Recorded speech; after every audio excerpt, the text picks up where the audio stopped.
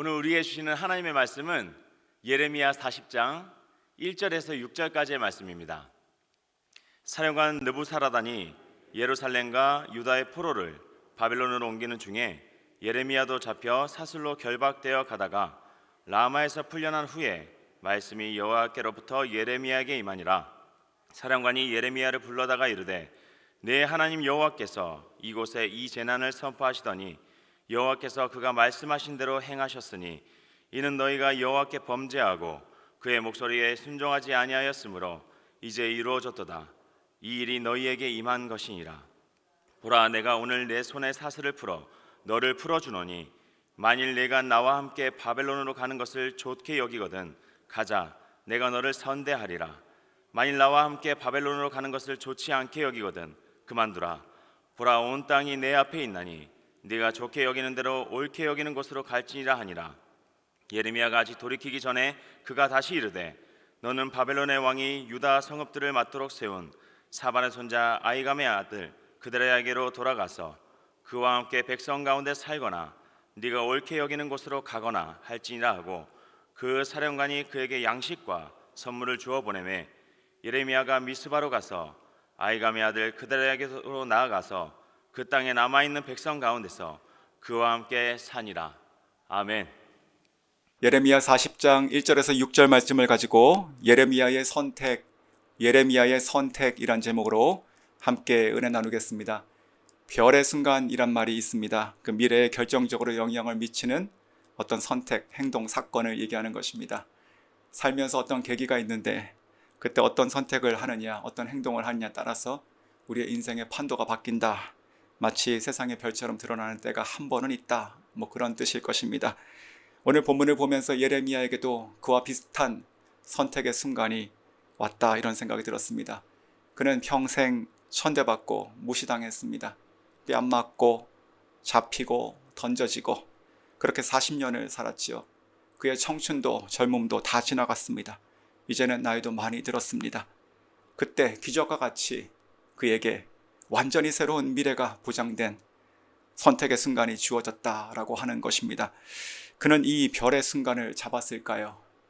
오늘 이 본문을 통해서 그가 했던 선택이 무엇이며 그 이유는 무엇이었을까? 저희가 함께 나눠보겠습니다. 먼저 그 배경이 되는 1절을 제가 다시 한번 읽겠습니다.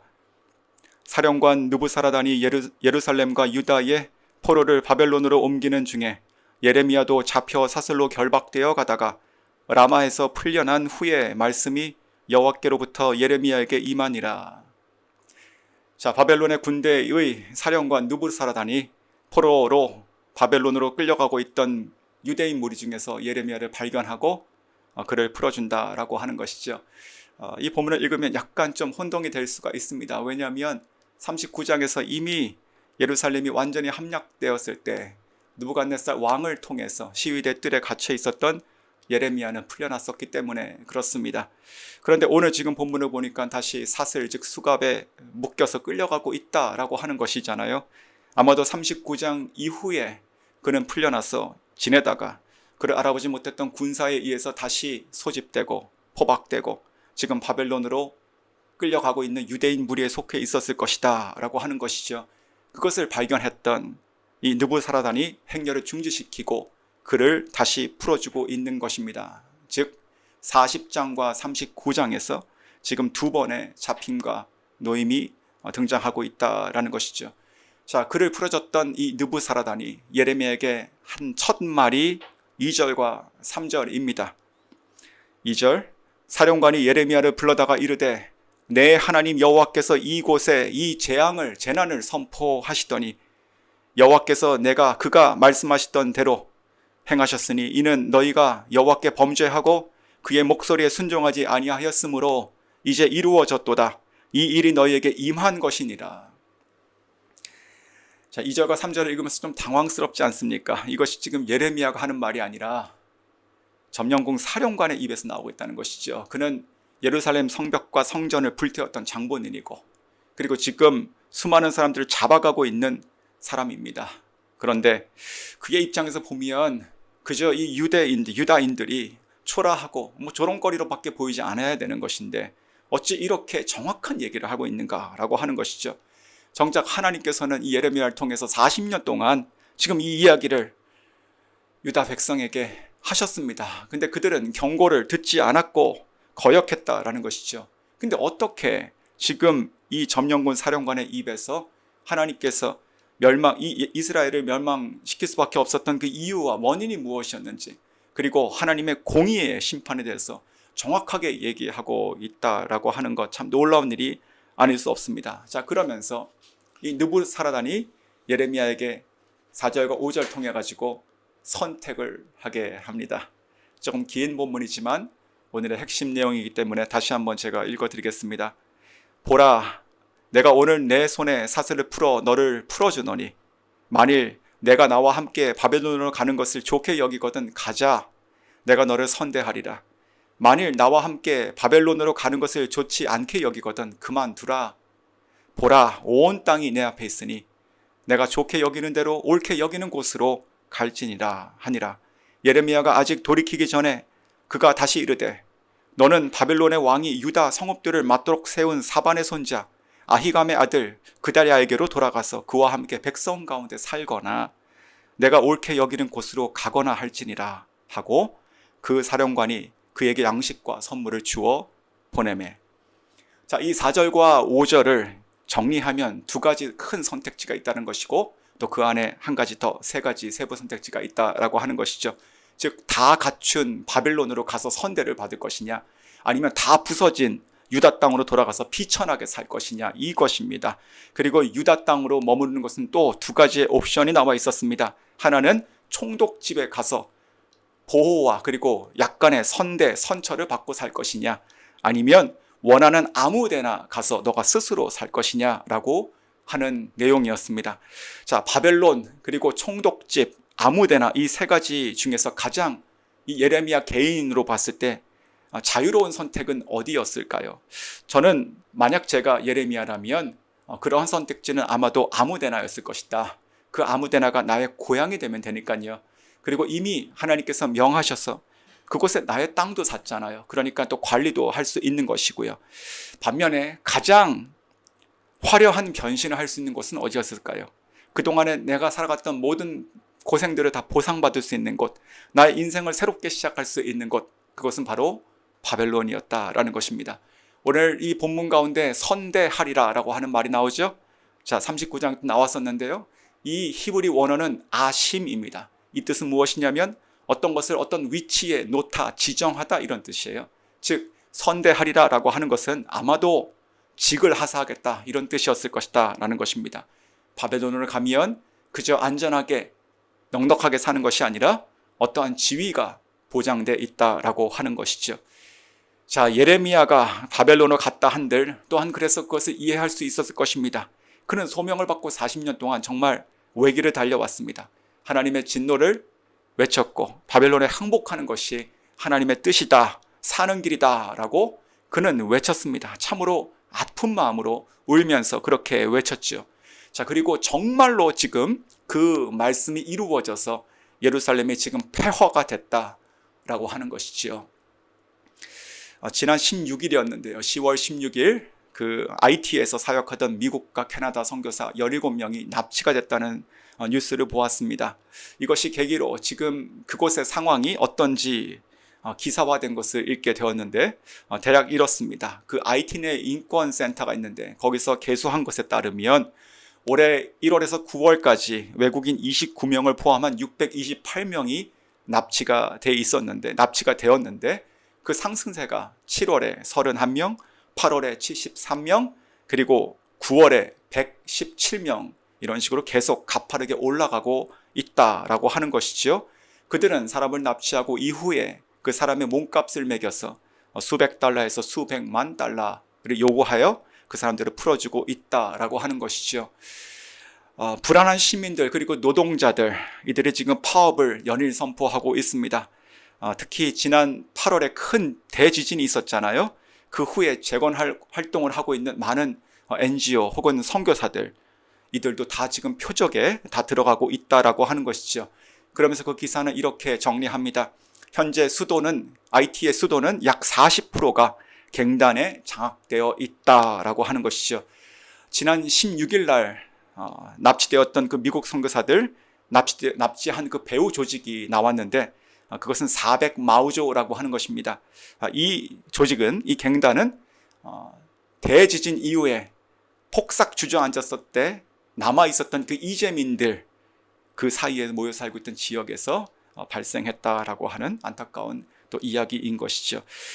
자, 지금 예루살렘이 뭐 그 정도는 아니겠지만 정말 사람 살 곳은 아닌 건 똑같습니다. 아무것도 남아있지 않고 다 부서졌고, 그리고 쓸만한 사람들 다 지금 다 포로로 잡혀가고 있고, 잡혀갔고, 이전에도 지금 비천한 자들만 남겨 있다라고 성경이 얘기하고 있잖아요.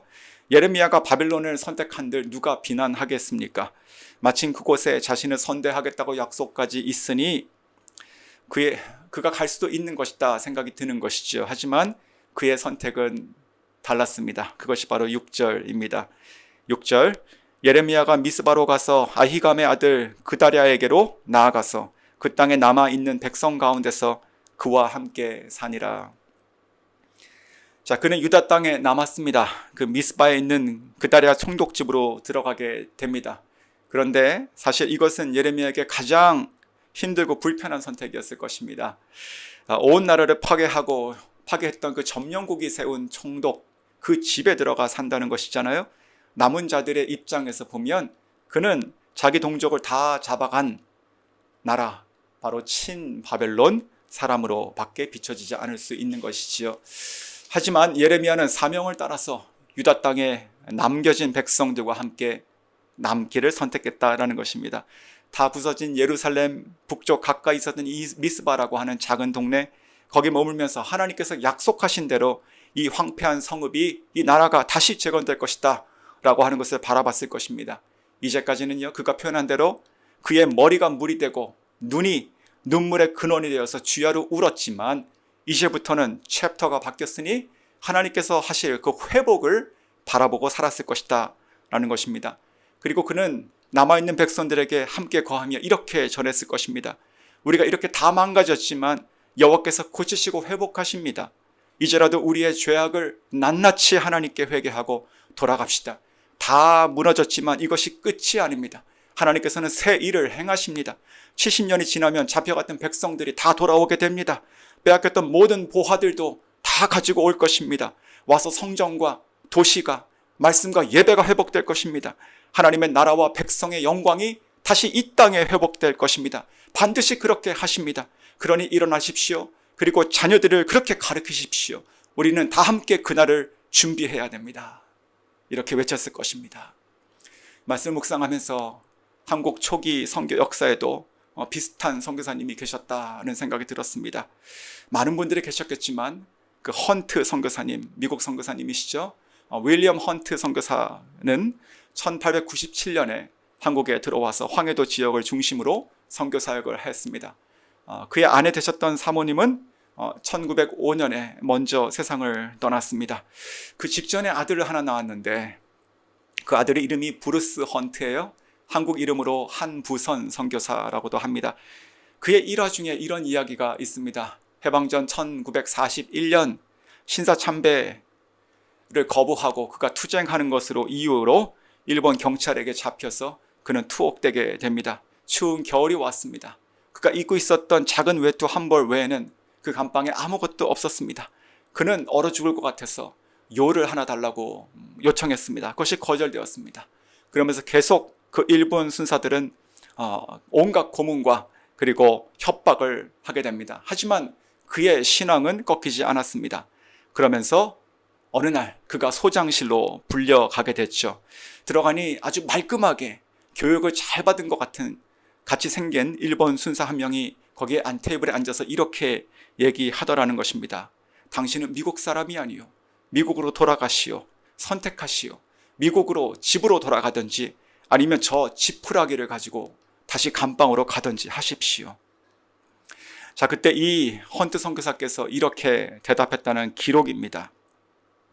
나 자신의 안전을 생각한다면 나는 미국으로 돌아가고 싶습니다. 하지만 하나님이 나를 이 나라 이 백성의 선교사로 보내신 것을 확신하니 내가 있어야 할 곳에 있기를 원합니다. 하면서 그는 다시 감방으로 돌아가게 되죠. 그 이후에도 온갖 고문과 그리고 혹독한 시간을 보내야만 했습니다.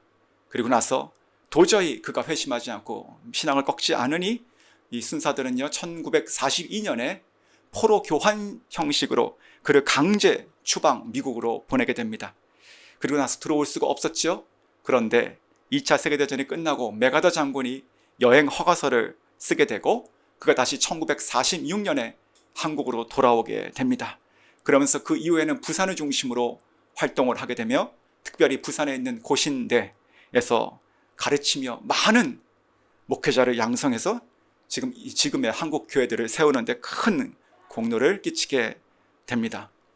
자, 말씀을 맺겠습니다. 오늘 예레미야의 선택은요 자발적인 것입니다. 하나님의 부르심에 순종한 것도 귀한 것이지만 이 순간 자기가 스스로 하나님의 사명의 터에 그리고 부르심에 또 하나님의 나라의 뜻에 헌신하고 들어간다라고 하는 것이 얼마나 귀한 것인지 모르겠습니다. 자기 자신을 보면 하지 못할 선택을 하나님을 믿는 믿음 가운데 내렸다는 것이죠. 백성과 아픔을 같이 하고 말씀하신 대로 반드시 이 땅을 회복하실 하나님을 바라보며 그것을 준비하는 그 마음으로 들어갔을 것입니다. 지금까지 40년 정말 고난의 삶을 살았지만 다시 한번 스스로 자기 인생을 접고 들어갔다는 것, 위대한 선택의 순간이었다 생각이 듭니다. 믿음의 사람이 빛나는 이유가 무엇일까요? 바로 이와 같이 크고 작은 것에 있어서 우리가 믿음으로 선택하기 때문에 그런 것이다 생각이 듭니다. 오늘 본문처럼 우리는 인생 갈림길에 서 있는 선택은 아닐지라도 오늘 우리는 선택을 해야 됩니다. 그리고 그 선택이 이어져서 우리의 인생이 된다는 것이죠. 하나님을 믿는 믿음 가운데 오늘 하루를 그렇게 살아갈 수 있기를 원합니다. 이후에 돌아봤을 때 후회 없는 우리 모두의 삶이 될 수 있기를 주님의 이름으로 축원합니다.